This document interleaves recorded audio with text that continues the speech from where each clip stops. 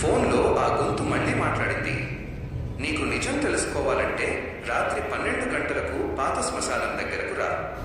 రాత్రి ఉదయం 12:15కి నేను ఆ శ్మశానం దగ్గరకు చేరుకున్నాను. మనసులో దడపుడుతుంది. నేను లోపలికి వెళ్ళాలని నిర్ణయించుకున్నాను.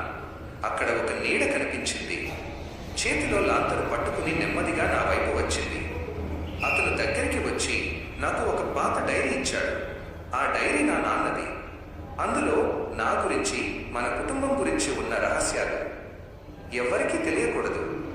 ఆ డైరీలో ఉన్న చిరునామా ప్రకారం ఒక పాత భవనానికి వెళ్ళాలి. డైరీలో ఉన్న ప్రతి పేజీ నా జీవితంతో ఎలా ముడిపడిందో తెలుసుకుని షాక్ అయ్యా. నాపై జరిగిన ఒక ప్రమాదం. నేను చిన్నప్పుడు శ్మశానం దగ్గర తప్పిపోయిన రాత్రి ఉంది. అప్పుడే నా వెనుక ఎవరో ఉన్నట్లు అనిపించింది. నేను తిరిగి చూస్తే ఎవరూ లేదు. ఫోన్ మళ్ళీ మోగింది. అదే నంబర్. ఇంకా చాలా నిజాలు మిగిలి ఉన్నాయి. ఇప్పుడు నాకు అర్థమైంది, ఈ కథ ఇక్కడితో ఆగదు.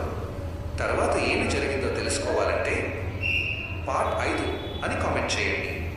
పార్ట్ 3 చూడకపోతే లింక్ బయోలో ఉంది, చూడండి. Follow for more hidden truths.